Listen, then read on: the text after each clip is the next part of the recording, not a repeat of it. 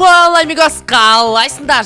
Жақсы ма бролар? Жақында мен TikTok арна аштым, және де бір аптаның ішінде 2000-ға жуық жазылушы және де 3000-дай көрермен болды. Және де айтқым келетіні, өмір жасың ұзақ болсын, атақ бар ғой, атақ. бүгін мен сіздерге Қазақстанда танымал болған, әлемде емес, Қазақстанда танымал болған ойындарды көрсететін боламын. Are you ready, my guys? Let's get it! Ойынның басын 1997 жылы шыққан жылан ойындан бастаймыз. Бұл ойынның негізгі аты Snake.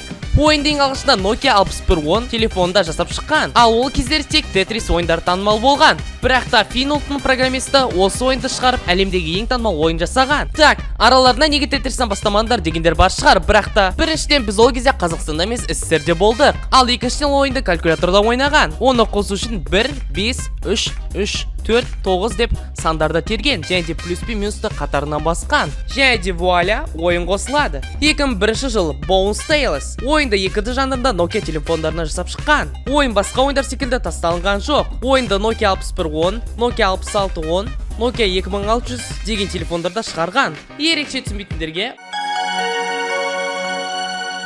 осындай телефондарда шығарған. Сонымен қоса ойында 11-ден кейін және де 6 обновление жасаған. Соңғы обновление 2010 жылы болған. 2009-2011 жыл Angry Birds ойынды 2009 жылы Review компаниясы жасап шыққан. Ал ең алғашқы ойыны iPhone-да, сосын барып Android-та пайда болды. 2011 жылы ойын қатты танымал болды. Ойынды жасауға 100 000 евро құртқан. Және ойын болса 56 миллион евро пайда алып келді. Ал 2012 жылы ойынды 1 миллиард адам жазып алған. Соның арқасында ойынмен қоса Review компаниясы ойыншықтар, брелоктар және де мультфильмдер шығара бастады. Ал ойынның қазіргі кезде 2022 жылы соңғы нұсқасы шықты. Бірақ та ең алғашқы нұсқасын өшіріп тастады. Айтпақшы, менің адамда 400 жазылушы бар. Есімде бұрында 25 жазылушыға қуанған тұғынмын. Видео шығарсай күтіп отырық қо. Ал біздің каналда 25 подписчик қо. Және де айтқым келгені, жаңа жазылушыға үлкен рахмет. Дегенмен де мен адамда 90% адам жазылымсыз қарайды екен. Ал мен алға қойған мақсатым 1000 жазылушы. Сен де менің арнама тіркелдің деген ойдамын. Ал біз кеттік ал. 2010 және де 2011 жыл Fruit Ninja ойынды Half-Brick компаниясы iPhone және де iPad жүйелеріне жасап шыққан. Ойын бірден танымал болып 3 миллион жазылушы болды. Ал 2011 жылы ойын 20 миллион жазылушыға ие болды. 2010 жыл Cap Zero ойынды головоломка жанрда жасап шығарған. Ойынды бірден 2010 жыл қаңтар айында 4 миллион адам жазып алған. Ал 2011 жылы ойынның жалғасы деп Cap Zero Experiment деп шығарған. Ал 2011 жылы ойын Google Play'де 45 миллион жазылушымен лидер болған. Және де ойын жасаушыларға 9 миллион доллар алып келген. Тағы да 2010 жыл Hungry Shark Қазақстан елі бойынша ең танымал ойындардың бірі болды. Әсіресе 2016 жылы ойынды 10 миллион адам жазып алған. Hungry Shark ойыны осы уақытқа шейін әлі де обновление жасап жаңа ойында шығарып келеді. Және де ең соңғы нұсқасы 2020 жылы шықты. 2009-2011 жыл Plants vs Zombie Capcom компаниясы 2009 жылы алдымен компьютерге шығып, содан кейін барып сол жылдың соңында iPhone-ға шыққан. Ал 2010 жылы ойынды Steam-де қабылдаған. Бұл ойынды басында Warcraft секілді шығарғысы келген, бірақ та бұл идеядан бас тартқан. Plants vs Zombie-ді Android-да ғана емес, компьютерде және де консольдарда ойнауға болады. Ойындағы саундтректерді поп стилінде жасаған. Және де ойында қызықты отсылкалар мен қызықты факттар қосқан. Оның бірі Майкл Джексонның кейпін ойында қосуы. 2012 жыл Пау.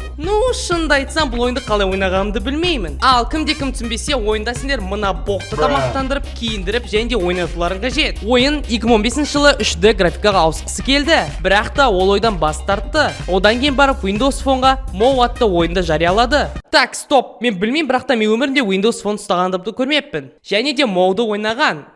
Яғни боқты. Тура осы жылы ең керемет және де әлі де ойналатын Hill Climb Racing ойыны шықты. Шыққан жылдан бастап 10 миллион адам жазып алды. Ал 2018 жылы 1 миллиард адам жазып алған. Осыған орай 2016 жылы Hill Climb Racing'тің екінші нұсқасы шығады. Бірақ та ойын ешкімге ұнай қоймайды. Ойынның басында санаулы автокөліктер және де карталар болған. Ал қазіргі кезде ойында ондаған автокөлік пен ондаған карта бар. Және де басқа ойындар секілді рекламаларды тыққыштай бермейді. Тағы да осы жыл шыққан керемет әлі күнге шейін ойналатын ойын Clash of Clans. Бұл ойынды көбісің білетін Supercell компаниясына жасап шыққан. Және де Clash of Clans'тан бұрын бұл компания Heyday ойын жасап шыққан. Ал 2015 жылы бұл ойын өзінің ең алғашқы рекламалық ролигін шығарады. Және де роликтің аты Clash of Clans Supercell Bowl. Реклама керемет болған соншалық әлем бойынша 2-ші орынға шығады. Барлықтарыңды не қызықтыратынын білемін, ол әрине ақша. Ойын 2014 жылы күніне ұмытпаңдар, 654 мың доллар ақша табады. Ал 2015 жылы ең көп ақша алып келетін ойын болып 1 миллион 500 мың доллар күніне алып келеді. Ал ойынның шыққаннан бастап санаған кезде 6,4 миллиард доллар алып келген. Және де бұл дегеніміз Просто охуенно. ал осымен видеоның бірінші жартысы бітті. Егер де видеоны лайк басамыз, комментарий жазамыз және де тіркелуді ұмытпаймыз. Ал бәріңе сәттілік, қош сау болыңыздар. Енді соңында пока деп айтпаймын орысша.